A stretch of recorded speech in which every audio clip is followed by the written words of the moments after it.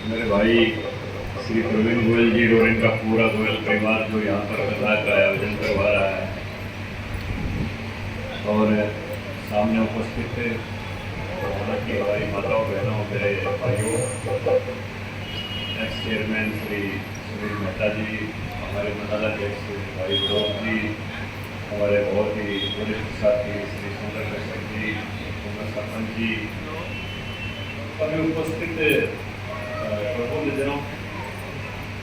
वैसे तो मैं बीच में गोयल साहब का प्यार है, ये तो बिल्कुल आते हैं तो आना पड़ता है, तो मेरे लिए बाध्यता हो जाती है जब इनका कोई आदेश होता है। बाकी आप यहाँ पर कथा का अवसर करने के लिए आए हो।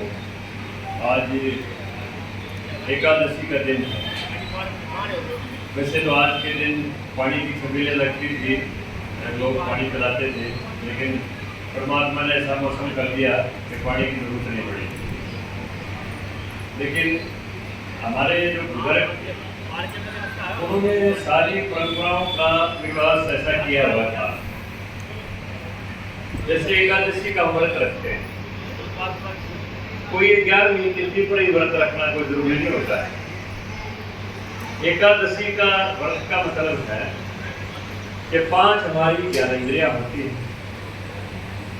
जैसे हम जीभ से रस का स्वाद करते हैं, हमारी ज्ञानेंद्रिय है।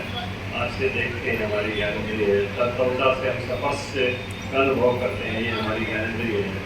और ये 5 हमारी ज्ञानेंद्रिय है। इसी तरह हाथ पाँव, ये सारा हमारा उपस्थित हो, ये कर्मेंद्रिय है। तो 5 ज्ञानेंद्रिय और 5 कर्मेंद्रिय और 11वां मन, इनको काबू रखना, वही हमारा एकादशी का व्रत होता है। और एकादशी ने गैस वाला दिन तो रोटी नहीं खा, और द्वादश वाला दिन मुर्गे खा ले तो व्रत का कोई फर्क नहीं पड़ता है। एकादशी का व्रत का मतलब यह है कि क्या 5 कर्मेंद्रिय 5 ज्ञानेंद्रिय हमने रखना, इनको काबू रखना, इनको संयम पर रखना। संयम ही सबसे बड़ी चीज है। और श्री कृष्ण ने यही बार बार कहा है कि सहज कर्म कौन थे, सहजता से कर्म करता रहे। और हर कर्म में आरंभ में कोई कोई दोष होता है। सर्वारंभाहि दोषेण धूमेन अग्निर्वावृता, जैसे अग्नि में धुआं होता है, इसी प्रकार हर कर्म में दोष होता है। लेकिन ये सोच के कि भाई कोई गलती ना हो जाए तो कर्म करना नहीं छोड़ना। गलती तो होती है, लेकिन अगर कर्म गलती के ऐसे छोड़ दे आदमी तो फिर कर्महीनता आ जाएगी। ये सारी चीजें हमारी शास्त्रों के अंदर दी हुई है। बहुत लंबी व्याख्या है, इनका कितना घंटों के अंदर व्याख्यान किया जा सकता है।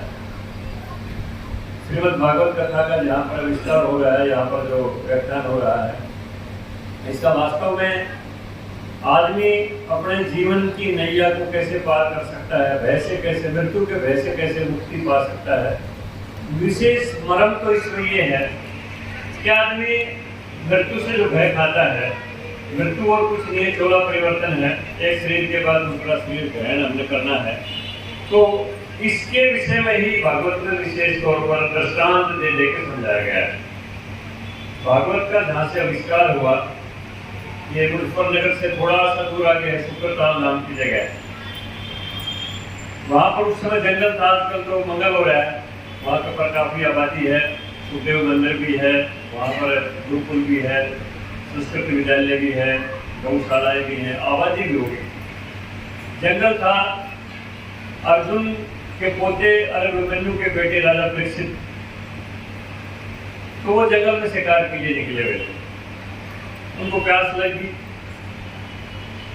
तो कहीं कहीं पानी दिखाई नहीं दिया, तो उन्होंने जो अपने ऋषि थे उनके कई बार उनको पुकारा कि मुझे रिसीवर पानी चाहिए, पानी चाहिए। वो समाधि में थे, नहीं उनकी आंख खुली।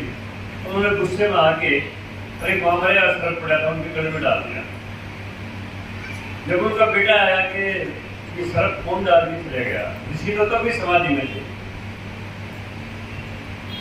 तो वहां सेवक ने बताया कि राजा परीक्षित आए थे, वो ये डाल गए। तो उन्होंने उनको श्राप दे दिया कि ठीक 7 दिन के अंदर तक्षक सर्प जो है वो परीक्षित को डसेगा और उसी से उसकी मौत होगी। नजर ऋषि जी की समाधि टूटी और ये सारा दृष्टांत उनके सामने आया तो उन्होंने कहा, बेटा राजा परीक्षित तो धर्मात्मा है, उसको शराब देना ही चाहिए था, लेकिन दे दिया तो उसका कोई इलाज नहीं, सर तो डसेगा। तब राजा परीक्षित ने खुद ये कहा था कि मैं इस भय से मृत्यु के भय से मुक्ति कैसे पाऊं। तो तब महर्षि सुखदेव ने कुल 16 वर्ष की उनकी आयु थी। वहीं पर जो बड़का वृक्ष है वट वृक्ष, उसके नीचे उनको भगवत कथा सुनाई थी और 7वें दिन उनको तक्षक ने दस दिया था, उनकी मृत्यु होगी। आज भी वो 5200-5300 साल पुराना वट वृक्ष वहाँ यूं पर यूं विराजमान है और वहाँ पर भागवत की कथा करवाना विशेष अपना धर्म मानते हैं लोग। वहाँ तो जगह ही नहीं मिलती, बुकिंग रहती है एडवांस में। मैं अभी राजभाषा समिति लेके गया था तो मैं सदस्यों को दिखाने के लिए वहाँ पर ले गया था। सदस्य स्वामी कल्याण देव जी जो 129 साल की आयु में निर्वाण को प्राप्त हुए, उन्होंने उसका सारा विकास करवाया था। पहले वरना जंगल ही था। अब आजकल स्वामी रामानंद वहाँ पर रहते हैं, पाठशाला भी चलती है, गुरुकुल संस्कृत विद्यालय भी चलता है, बहुत अच्छा हॉल बने हुए हैं वहाँ पर और सुखदेव मंदिर बना हुआ है और वहाँ पर कथाएं चलती रहती हैं। वहाँ पर तो बुकिंग इतनी रहती है और खास तौर पर अपने राजस्थान के अपना मारवाड़ी समाज तो इतना आता है वहाँ पर, जिसका भी नंबर पड़ जाता है घी के भी कलस्तर ट्रक के ट्रक भर के और आटा चीनी वगैरह वो 7 दिन तक जितने लोग वहाँ पर आते हैं उनका सारा बना।